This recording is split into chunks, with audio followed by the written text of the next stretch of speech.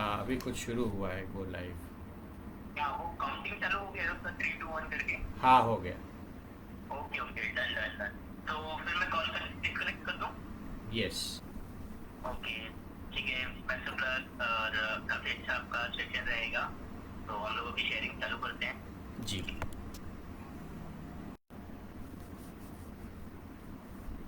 नमस्कार everyone. I hope I am audible. For the first time मैं laptop से online जाने की कोशिश कर रहा हूँ।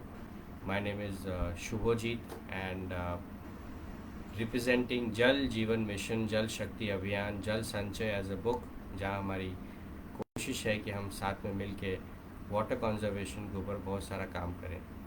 इस समय एक्सट्रीमली ग्रेटफुल टू पर्यावरण संरक्षण ग्रुप, बिकॉज उनका सालों से एफर्ट रहा है for water conservation, for various people like us, जिनको इस प्लेटफॉर्म पे ला के लोगों से बात करने का मौका मिलता है, where we talk about various aspects of climate action rather than just climate talks. कोशिश रहती है कि हम लोग क्या क्या कर सकते हैं साथ मिलके, what are the areas we can work together, किस तरीके से हम साथ आके हमारे घर के आसपास, हमारे ऑफिस के आसपास, हमारे जहाँ भी हम रह रहे हैं, हमारा कर्म भूमि है, हमारा जन्मभूमि है, सब मिल के हम कुछ इम्पैक्ट क्रिएट कर पाएँ जिसमें हमें फ़ायदा हो। फ़ायदा इन द टर्म्स ऑफ हमारा हेल्थ, हमारा wellbeing, the way we are, the way we are living, ये सब एस्पेक्ट्स को ध्यान में रखते हुए पर्यावरण संरक्षण has successfully brought everyone together. That's a very big achievement.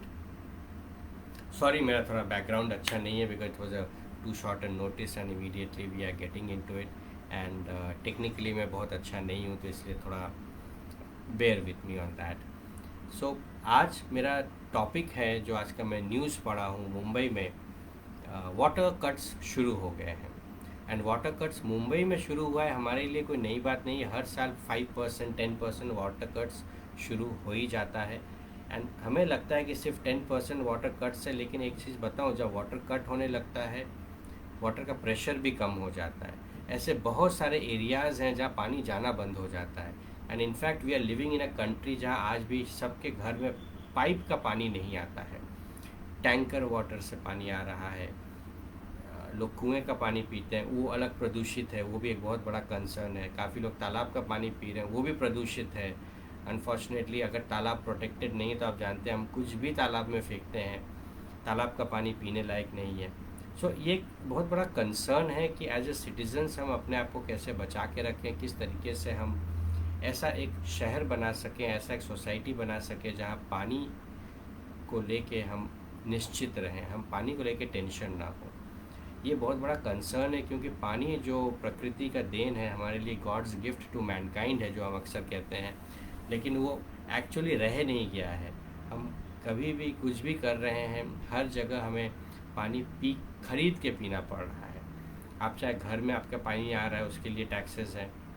पहले तो हमारे पास घरों में खुद के तालाब होते थे, खुद के कुएं होते थे, हम लोग निकाल के पी लेते थे, उसमें मिनरल कंटेंट्स भी होते थे।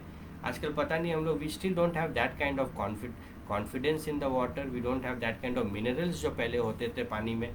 आ रहा है पानी, पी रहे हैं, कहीं कहीं शॉर्टेज है। अभी बैंगलोर चेन्नई की बात हो रही थी, जहाँ पानी ऑलमोस्ट ख़त्म हो चुका है। टैंकर वाटर के ऊपर निर्भर है, घर में मिनरल वाटर मैंने पैकेज प्लास्टिक के पैकेट्स में और बॉटल्स में पानी आना शुरू हो गया है। अकेले एक कंपनी है मिनरल वाटर का, बी से नाम है, कंपनियों का नाम लेने मुझे मना किया गया है।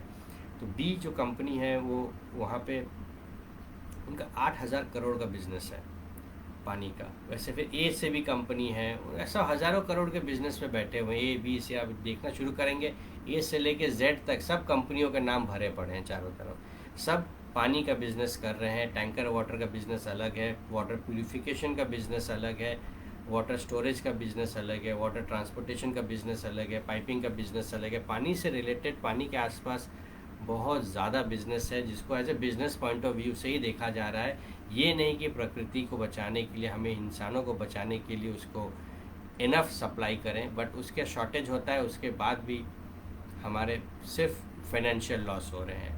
दो मेजर प्रॉब्लम है पानी के तरफ, जो मैं आप सबका आज एक इस टॉपिक को लेके कुछ पॉइंट्स में डिस्कस करना चाहूँगा, क्योंकि बहुत ज़रूरी है क्योंकि हम समझें कि हमारा जो घर है, हमारा ऑफिस है, हमारे स्कूल कॉलेज है, हम लोग किस तरीके से पानी को मैनेज कर सकते हैं। क्योंकि बचपन में जो चीज़ फ्री था, आज उसके लिए हम बहुत सारा पैसा देते हैं, आगे चल के पैसा देने के बाद भी हमें नहीं मिलेगा। सो मनी इज़ नॉट समथिंग जिससे हमारा ये सॉल्यूशन आएगा, हमें खुद लगना पड़ेगा। हम दूसरे के ऊपर भरोसा करके बैठेंगे, हमारा काम नहीं हो पाएगा। तो एक आप सबसे रिक्वेस्ट है, इमीडिएटली आप जहाँ कहीं भी हैं, पानी के बारे में एक बार सोचिए, सेल्फ ऑडिट कीजिए। पहला तो स्टेप 1 आप ये समझिए कि हमारा पानी का रिक्वायरमेंट कितना है, पानी हम कितना वेस्ट करते हैं, ये पानी आता कहाँ से है, और जो एक्स्ट्रा पानी है वो कहाँ जाता है, ताकि हम अपने पानी का आपूर्ति के बारे में कुछ एक मास्टर प्लान बना सकें, ताकि ये पानी हमारे लिए फ्री रह सके। जल संचय एक सोच है जो हमारे पीढ़ियों से चला आ रहा है। हम बारिश के टाइम पे अपने पानी को बचा के रखते थे, हमारे चाहे तालाब हो, चाहे कुआं हो। नदियों में हम लोग उतना विश्वास नहीं रखते क्योंकि नदी का पानी बह जाता है। 80% जो छोटे छोटे मानसून फेड नदी बोलते हैं कि बारिश के टाइम पे वो नदियाँ पानी भरती है, फिर बाद में वो खाली हो जाता था। वो सब नदियाँ सूखने लगती है तो हम लोग तालाबें और कुएं बहुत खोल के रखते थे। फिर बोरवेल का ज़माना आया, हम लोग बोरवेल खड्डा किए, ग्राउंड वाटर भूजल को निकाले, यूज़ किए। अभी रिपोर्ट आ रहा है नीति आयोग का कि 70% से ज़्यादा भूजल ख़त्म हो चुका है। कहीं पे भी देखिए, किसी के भी पास बोरवेल की बात कीजिए, वो बोलते हैं कि हमारा बोरवेल ड्राई हो चुका है, या पार्शली ड्राई, या डेड है, पानी अब है नहीं। तो पानी एक बड़ा ही इम्पॉर्टेंट विषय हो चुका है। जो पहले हमें लगता था कि कोई बात नहीं, पानी तो आ ही जाता है, लेकिन जिस दिन आप सुबह उठिए और टैप में पानी ना हो, उस दिन पता चलता है कि हमने क्या गलतियाँ की है।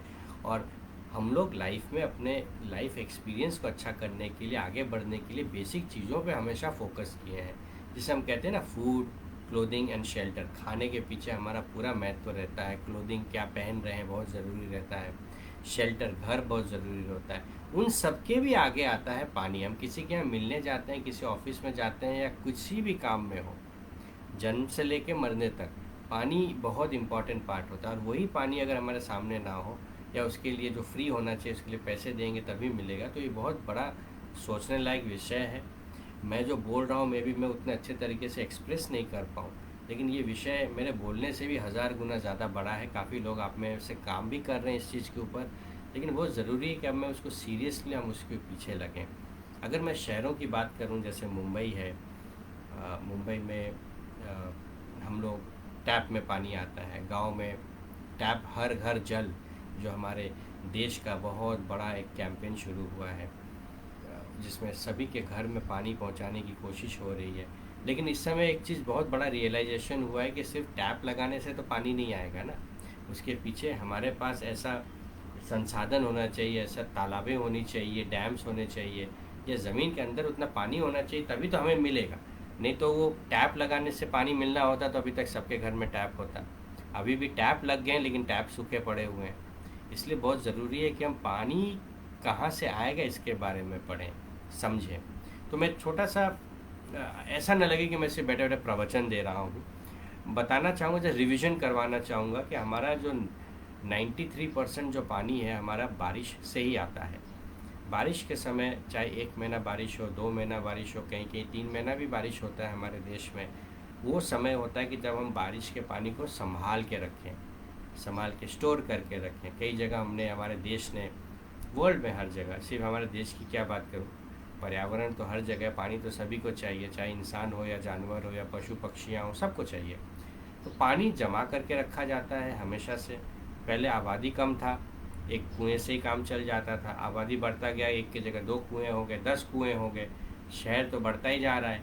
कुएं के बाद जैसे मैंने कहा कि बोरवेल हो गया। बारिश के समय पूरी एफर्ट की जाती है, जैसे अभी समय शुरू होगा, जब तक बारिश नहीं आता तब तक तो हम सिर्फ रो सकते हैं बैठ के कि पानी कटिंग हो गया, क्या करें। पानी रीयूज़ करने की बातें होती हैं कि चलो हमने नहाने का पानी सेव कर लिया और उसको पेड़ में डाल दिया, या पोछा में लगा लिया। नहाने के पानी से हम लोग फ्लश कर दिए। फ्लश के बारे में मैं एक टॉपिक बाद में लूँगा, क्योंकि एक सबसे बड़ा नेशनल क्राइम हो रहा है पूरे देश भर में। क्योंकि हम जहाँ जैसे Mumbai municipal corporation, Delhi municipal corporation, हम लोग पीने का पानी देते हैं, उसको लोग फ्लश टंकी में डाल के फ्लश करने में यूज़ करते हैं। और जो 30% से ज़्यादा पानी फ्लश में वेस्ट हो जाता है। तो उसके ऊपर भी हमें सोचना पड़ेगा कि किस तरीके से हम बारिश का पानी को संभाल के रखें या गंदे पानी को दोबारा इस्तेमाल करके फ्लश में यूज़ करें, जिसको ग्रे वाटर कहते हैं। 2 टाइप का पानी होता है, ग्रे वाटर, सीवेज वाटर। एक बार जब फ्रेश वाटर यूज़ कर लिया, या तो वो टॉयलेट का पानी हो जाता है जो फ्लश करके निकल जाता है, उसको STP भेजते हैं, सीवेज ट्रीटमेंट प्लांट, उसको साफ़ सफाई करके फिर नदी में या समुंदर में फेंका जाता है। दूसरा होता है ग्रे वाटर। ग्रे वाटर नहाने का पानी, बर्तन धोने का पानी, कपड़े धोने का पानी, वॉशिंग मशीन, ये सब पानी हम दोबारा इस्तेमाल कर सकते हैं नॉन ड्रिंकिंग पर्पस के लिए, बेसिक फिल्टरेशन करके। क्योंकि जब हम लोग जैसे पेड़ पौधे बहुत लगाते हैं, as a mission green Mumbai हमारा एक कहावत भी है कि नो ग्रीन विदाउट ब्लू। अगर हम पेड़ बचाना चाहते हैं तो पानी भी बचाना पड़ेगा, पानी का दोबारा इस्तेमाल करना शुरू करना पड़ेगा। तो उस पर मैं बाद में बात करूँगा, लेकिन इस समय ज़रूरी है कि हम अपने हिस्से का पानी बचा के रखें। कुआं तो है ही नहीं, ख़त्म हो गया है, बोरवेल बहुत है हमारे आसपास। तो आज का विषय में मैं आपको एक रिक्वेस्ट करना चाहूँगा, बाद में कुछ लिंक्स और मैं डाल दूँगा जिसमें आपको पता चल जाएगा कि ज़मीन के नीचे से, सोच लीजिए हमने एक स्ट्रॉ लगा के, बोरवेल क्या है, एक बड़ा सा पाइप होता है 200-300 फीट, ज़मीन के अंदर से पंप लगा के खींच रहे हैं और पानी यूज़ कर रहे हैं। ये जब हम लोग खींच रहे हैं, आप मान के चलिए कि ज़मीन के अंदर एक पानी का बैंक है। जैसे अकाउंट में पैसे का बैंक होता है, बैंक में हम पैसा जमा करके रखते हैं तो उसको हम लोग बैंक कहते हैं, मनी बैंक। उसी तरह से पानी का एक बैंक है जो ज़मीन के नीचे हज़ारों सालों से जमा हुआ है, वहाँ पे पड़ा हुआ है। आप बोरवेल लगा के हम लोग निकालते हैं, यूज़ करते हैं, लेकिन फिर वापस नहीं कर रहे हैं। हमारे एंसेस्टर्स लोग या नेचर ऐसा था कि ज़मीन में धीरे धीरे पानी जाता था, तालाब में पानी होता था, उसमें से पानी नीचे जाता था, कुएं से पानी नीचे जाता था। आजकल तालाब बंद हो गए, बिल्डिंग बन गए। बेंगलोर की जो हालत है, कहीं में पढ़ रहा था कि पहले बेंगलोर में कुछ 300-400 तालाब थे, अभी मुश्किल से 50 भी नहीं है, ऐसा कुछ मैंने पढ़ा है। एग्जैक्ट नंबर्स नहीं पता, बट बात तो सच है। तालाब मुंबई में भी मेरे घर के आसपास बहुत तालाब थे, आज सब वहाँ पे बिल्डिंगें बन चुकी हैं, और भी 1-2 जो दिख रहे हैं वहाँ भी बिल्डिंगें बनने वाली हैं। तो तालाब तो ख़त्म हो गया, तो पानी ज़मीन के अंदर जाना बंद हो गया है। ऊपर से कंक्रीट है, पेवर ब्लॉक्स है, टाइल्स है, सीमेंट है, हर तरफ हमने लगा दिया बंद। घर का पानी रोड पे जाता है, रोड का पानी, रोड में इतने पानी आ जाते हैं हर घर का, मैदान का, स्कूल का, कि रोड लगता है जैसे नदी बह रहा हो, और वो पूरा का पूरा नदी में जाके फिर समुंदर में चला जा रहा है। तो हमें रोकना ज़रूरी है इस पानी को। इसी को जल संचय कहते हैं, कि बारिश के टाइम जो 93% पानी हमारा भगवान जो दे रहा है ऊपर वाला, वो हम रोक के रखें अपने पास, और किस किस तरीके से रोक के रखें उसके ऊपर हमें गंभीर तरीके से सोचना ज़रूरी है। उसमें इनोवेशन करना ज़रूरी है। जैसे पुराने तकनीक है कि हम लोग तालाब बनाते थे, तो तालाब और बनाना है। अगर तालाब है तो उसको और साफ़ करना, उसको डीसिल्टिंग कहते हैं।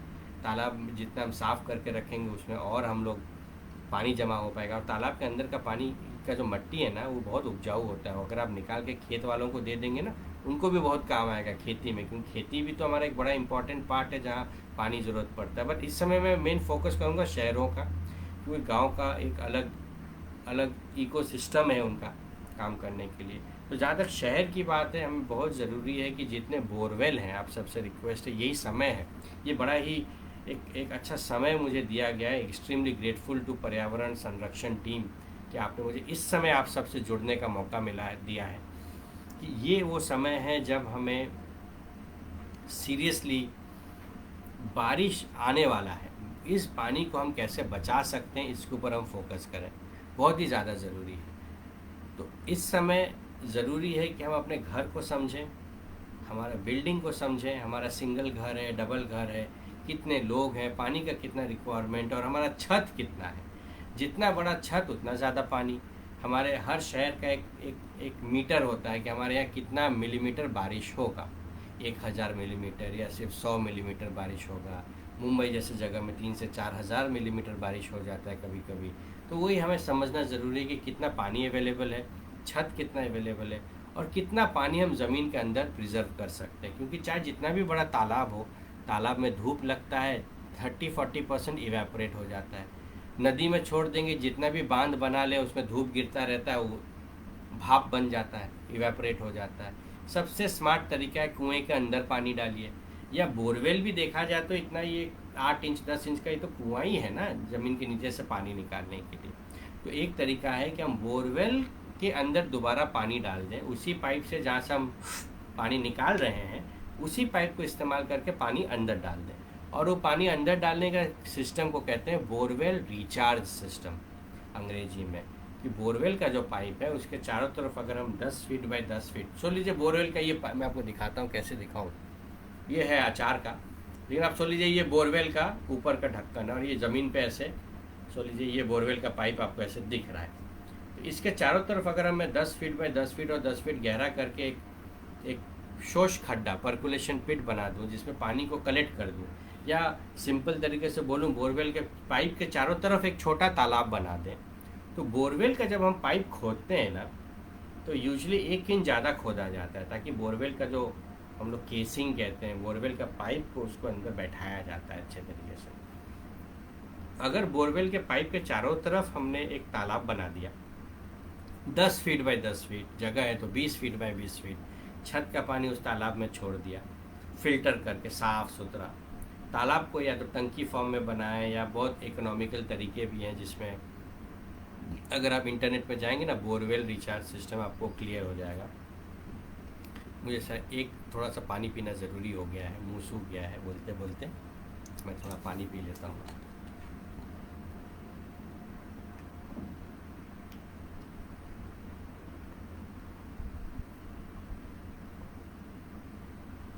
कितना ज़रूरी है पानी आप सोच लीजिए, बिना पानी के हमारा काम रुक जाता है। अच्छा काम भी करना हो तो भी पानी चाहिए। तो जहाँ तक बोरवेल की बात है, जैसे मैं बोल रहा था, जैसे ये भी अगर बोरवेल का पाइप है, चारों तरफ हमने एक छोटा सा तालाब बना दिया, पानी ट्रांसफ़र कर दिया, ये बोरवेल का पाइप है, इसमें हमने कुछ छेद कर दिए, उसको फिल्टर लगा दिया ताकि अंदर मट्टी ना जाए, गंदगी ना जाए, तो ऑटोमेटिकली जो बोरवेल का पाइप है इससे पानी नीचे चला जाएगा और नीचे जो खाली हो गया वो भर जाएगा। इसी को कहते हैं बोरवेल रिचार्ज सिस्टम। आप सबसे रिक्वेस्ट है, पिछले 6 सालों से मैं एक ही काम कर रहा हूँ, जितने भी बोरवेल दिखते हैं उसके आसपास एक रिचार्ज स्ट्रक्चर में ज़रूर इंस्टॉल करता हूँ। सिंपल थॉट है, इस स्ट्रक्चर को इंस्टॉल करने में आप मदद कीजिए। अगर आप इंटरनेट पर जाके बोरवेल रिचार्ज सिस्टम देखेंगे, डायरेक्ट बोरवेल होता है, इनडायरेक्ट बोरवेल होता है, वो सब डिटेलिंग है। वो अगर आप उसके पीछे अगर आप थोड़ा अध्ययन करेंगे आपको पता चल जाएगा कि ये 5,000 रुपये में भी काम हो सकता है और आपके छत का जो इतना हज़ारों लीटर पानी जो वेस्ट हो रहा है वो वेस्ट नहीं होगा और वो पूरा का पूरा पानी ज़मीन के अंदर जाएगा। जो डेड है या ड्राई है या पार्शियली ड्राई बोरवेल है उसमें पानी आ जाएगा और अब जितना चाहें आप उस पानी को यूज़ कर सकते हैं। देखिए मैं तब से बड़बड़ कर रहा हूँ, आप लोग सुन रहे हैं, अच्छा लग रहा है। अगर कुछ क्वेश्चन हो तो राइट साइड में कमेंट सेक्शन में लिखिए ताकि हम उस क्वेश्चंस का जवाब दे सकें, क्योंकि ज़रूरी है कि हम लोग एक दूसरे से सीखें और इस आइडियाज़ को एक दूसरे को शेयर करें। तो कोई भी अगर आपके पास माइंड में क्वेश्चंस आता हो तो ज़रूर बताइएगा। Any kind of questions please ask. In fact अभी लाइव सेशन में भी कुछ क्वेश्चंस पहले से ही आप लोगों ने दिए थे तो वो मैंने कवर करने की कोशिश की है। एक सेकंड में देख लेता हूँ क्या क्या क्वेश्चन था। कितना कॉस्ट, तो जैसे मैंने कहा कि 5,000 रुपये से भी आप काम शुरू कर सकते हैं और जितना ज़्यादा करेंगे उतना अच्छा है। कई बोरवेल रिचार्ज सिस्टम होता है, लाखों रुपए खर्चा होता है क्योंकि छत के पानी को उस बोरवेल तक ले जाने में पाइप लगाना पड़ता है। कई बार हमने देखा है कि घर एक जगह पे है और 50 फीट 100 फीट दूर बोरवेल का पाइप, तो कई बार क्या यहाँ से वहाँ ले जाने में पाइपिंग का एक खर्चा होता है। तो छत का पानी आ रहा है एक पाइप से बोरवेल तक, तो उसी में आपका 50% खर्चा हो जाता है। बाकी तो बोरवेल पाइप के चारों तरफ एक पिट बनाने का एक फिक्स्ड कॉस्ट ही होता है, उसमें ज़्यादा खर्चा नहीं है। मटेरियल में, हाँ मटेरियल एक जन ने पूछा था, मटेरियल में पत्थर यूज़ होता है। आजकल जियो फैब्रिक करके एक नया चीज़ आया है बोरवेल का, जो आप खड्डा बनाएंगे दीवारों में लगा दीजिए तो मट्टी नहीं आता। टेक्नोलॉजी काफ़ी इम्प्रूव हो गया, दीवार बनाने की ज़रूरत नहीं है। खड्डे में, हाँ एक सवाल है कि लोग खड्डों में गिर सकते हैं, तो एक चीज़ बता दूं, खड्डे में ना गिरे इसलिए ऊपर जाली लगाया जाता है या खड्डे को पत्थरों से भर दिया जाता है। पत्थरों के बीच में गैप होता है, धीरे धीरे पानी ज़मीन के अंदर जाता रहेगा। अगर आपको बहुत ज़्यादा पानी रोकना है तब डेफिनेटली हमें ऊपर एक जाली लगाना पड़ेगा, अंदर जितना खाली रहेगा एक टंकी के तरह हुआ, ताकि उतना पानी ज़मीन के अंदर जा पाएगा। तो ये बड़ा इंपॉर्टेंट फैक्टर होता है। लाइफ एक बार इंस्टॉल कर दिया तो इसका लाइफ कितना है लोग पूछते हैं। तो एक बार बता दूं कि जब आप एक सिस्टम लगा देते हैं ना 10 साल की छुट्टी हो जाती है।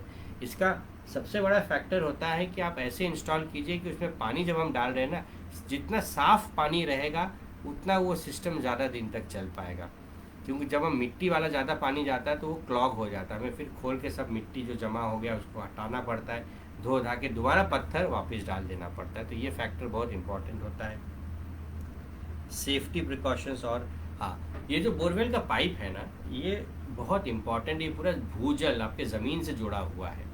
इसमें अगर आपने गलती से किसी गंदा पानी डाल दिया, सीवेज का पानी चला गया या कोई केमिकल वाला पानी चला गया, तो आपके पूरा शहर का पानी बर्बाद कर देगा। आपके साथ साथ किलोमीटर्स दूर भी जो लोग रहते हैं ना उस बोरवेल से के ज़मीन के पानी से जुड़े रहेंगे, तो पूरा वाटर, ग्राउंड वाटर पॉइजनिंग हो जाएगा। तो आपसे बहुत रिक्वेस्ट है कि इस चीज़ को बहुत सीरियसली लीजिएगा। अगर आपको कहीं पे भी थोड़ा सा शक है कि छत का पानी या पानी जो मैं बोरवेल की तरफ भेज रहा हूँ या आसपास थोड़ा डेंजरस हो सकता है, तो मैं रिक्वेस्ट करूँगा कि आप ये सिस्टम मत इंस्टॉल कीजिएगा, क्योंकि बोरवेल में बड़ा ही डेंजरस फैक्टर होता है कि ग्राउंड वाटर पॉइजनिंग ना हो। इस चीज़ को ज़रूर ध्यान रखिए। दूसरा तो कॉस्टिंग बड़ा सिंपल है। कितना टाइम लगता है, ये ऑलमोस्ट हो लीजिए पूरा स्ट्रक्चर बनाने में 7 दिन में आपका रेडी हो जाएगा। आप लेबर हायर कर सकते हैं, इसमें मटेरियल का खर्चा है, श्रमदान करके बहुत हुआ, NCC, INSS इन लोगों ने मिलके बहुत काम किया है, ये बहुत बड़ा काम किया है, ये बहुत सही चल भी रहा है। मैं थोड़ा क्वेश्चंस के ऊपर भी ध्यान दे रहा हूँ। Thank you so much sir, Puneet ji, I mean you are a great person. आप इतने अच्छे लोगों को साथ में लगा दिया है, ये बहुत अच्छी बात है। पीपल आर वर्किंग टुगेदर, ये बहुत इम्पॉर्टेंट होता है। तो पानी जो भी हम पानी बोरवेल में डाइवर्ट कर रहे हैं, क्वालिटी ऑफ पानी पे ध्यान रखना ज़रूरी है, तरह तरह के फ़िल्टर्स लगाना ज़रूरी है। पहले बारिश का पानी हम कभी भी बोरवेल में नहीं देते, क्योंकि पहले बारिश का पानी हमारे छत को सफाई कर देता है, जो भी गंदगी है, मट्टी है, वो निकल जाता है। एक बार पहला बारिश हो गया जम के, फिर आप दूसरे बारिश का पानी बोरवेल में डालिए, उसमें कोई प्रॉब्लम नहीं होगा। उसको आप कैप्चर भी कर सकते हैं। एक बार बताऊं, ज़रूरी नहीं कि आपको बोरवेल हो, आप एक कुछ नहीं तो 250 लीटर का टंकी रख के जो छत का पानी आ रहा है उसको कलेक्ट करके भी नॉन ड्रिंकिंग पर्पज़ में यूज़ कर सकते हैं। मैं पूरे बारिश के समय छत का पानी यूज़ करता हूँ सोसाइटी में, पोछा लगाने के लिए और टॉयलेट फ्लश करने के लिए। 2-3 महीना बारिश है, 2-3 महीने का भी अगर आपने टॉयलेट फ्लश का पानी बचा लिया, बहुत सारा पानी बच जाता है। तो सोच बड़ा ही सिंपल है, ये ऐसा विषय नहीं कि मैंने एक बार बोल दिया और हो गया। एंड डेफिनेटली एक मैंने इसलिए किताब भी लिखा था, जल संचय, अर्बन वाटर इंश्योरेंस, जो आप फ्री में पढ़ सकते हैं, ऑनलाइन अवेलेबल है, आपको पैसा नहीं लगेगा। आप खुद भी पढ़िए, दूसरों को भी पढ़ाइए। एंड पुनीत जी एंड पूरा का पूरा टीम पर्यावरण संरक्षण जो मेहनत कर रही है, इसमें आप जुड़िए। कोई भी सवाल हो आप नीचे ज़रूर कमेंट कीजिएगा, और लाइव के बाद भी अगर आपका जो भी कमेंट्स होगा मैं उसमें जवाब दूंगा। ज़रूरत पड़ेगा तो मैं साइट इंस्पेक्शन कर दूंगा। आजकल क्या फ़ोन होता है, आजकल इस फ़ोन में ऐसे आप लगा दिए, वीडियो कॉल किए और फ़ोन में देख के मैं बता सकता हूँ हाँ यहाँ पे बोरवेल का काम कीजिए, वैसा कीजिए। तो और भी 2-4 फ़ोटो वीडियो आपको मैं भेज दूंगा, जिसमें डायग्राम बना के एक ऐसा कर लीजिए, तो एक अच्छे तरीके से आप ये इंस्टॉल कर पाएंगे और बड़े आराम से हो जाएगा, जिसमें कुछ ज़्यादा मेहनत भी नहीं लगेगा। छोटे से छोटा 2 दिन में भी काम हो सकता है। तो चाहे अभी हमारी ये बात नहीं कि मैं 1 लाख लीटर पानी बचाऊं, अगर आप दिन में 5000 लीटर पानी भी बचा पा रहे हैं, वो भी बहुत बड़ा फ़र्क पड़ सकता है। इसलिए छोटे छोटे कोशिश से हमें आगे बढ़ना है। एक जन 1 लाख लीटर पानी बचा रहे, वो बड़ी बात नहीं है। 1000 लोग मिल के अगर 5-5 हज़ार लीटर पानी जमा करना शुरू करेंगे तो उसमें सबसे ज़्यादा फ़र्क पड़ेगा। तो इसलिए आज जो ये इनिशिएटिव हमने लिया है, इसका कोशिश ही यही है कि हम सब मिलकर थोड़ा थोड़ा पानी बचाना शुरू करें, ताकि जितना बचेगा उतना ही काम आएगा। तो thank you so much once again. एक छोटा सा कोशिश था कि आज मैं बोरवेल रिचार्ज के बारे में बताऊं। जल संचय तो है ही है, जल संकट से बचने के लिए जल संचय करना बहुत ज़रूरी है, इस चीज़ को ज़रूर ध्यान रखिएगा। कोई भी सवाल हो लिखिए, हम लोग जितना भी सीखेंगे दूसरों को, कहते हैं ना ज्ञान बांटने से बढ़ता है, तो जितना भी ज्ञान है आपका भी जो है कमेंट कीजिए, हम लोग एक दूसरे से सीखते हैं, आगे बढ़ते हैं। सस्ता, आसान एंड क्विक, इन चीज़ों को लेकर हम चलेंगे तो पानी का जो समस्या हमारे ऊपर आना शुरू हो गया है उससे हम बच पाएंगे। इस जनरेशन एंड नेक्स्ट जनरेशन दोनों को बचा पाएंगे। Thank you again for all the love and support हम लोग जल्दी ही दोबारा मिलेंगे और इम्पॉर्टेंट टॉपिक्स के साथ। हम जैसे लोगों को यहाँ मौका मिलता है आपसे बात करने का, एंड ऐसे ही हम आगे बढ़ते रहेंगे। थैंक यू अगेन पर्यावरण संरक्षण team for all the help, extremely important. Puneet ji, thank you so much for being so consistent and इतना एफर्ट्स आप करते हैं। उम्मीद है कि आपसे जल्दी से जल्दी और जुड़ के और काम करने का मौका मिले। Thank you so much, take care of yourself, जय हिंद।